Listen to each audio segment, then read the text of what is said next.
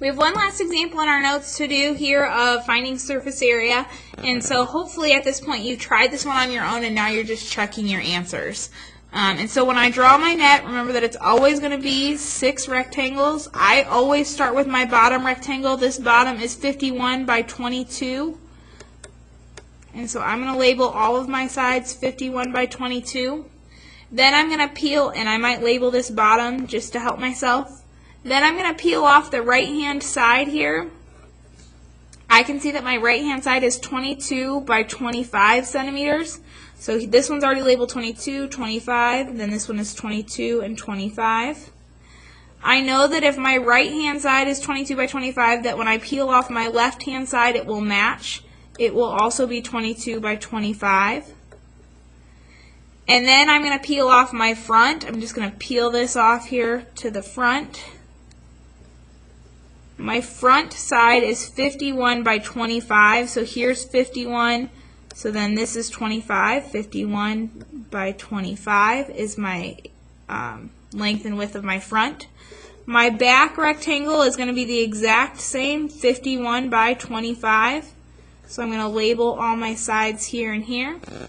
And then I'm going to peel off the top. Again, the top can come off any of these sides. I typically just tend to peel it to the left. So here's top. The top always matches the bottom. It is 51 by 22. I can see that 51 times 22. So 22 is here. So then that makes this 51, 22, and 51. Once I have my net drawn and labeled, then I can start finding surface area. My shapes are top and bottom, left and right, front and back. So top and bottom are 51 times 22. You can see that in our net, 51 and 22, or you can see that in the diagram here, 51 and 22.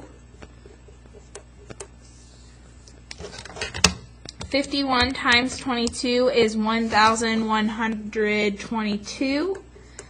Now to find the area of both, I have to multiply that single area times 2 on my calculator, and I get 2,244.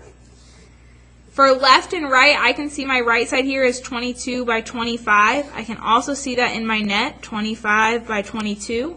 So 22 times 25 is 550.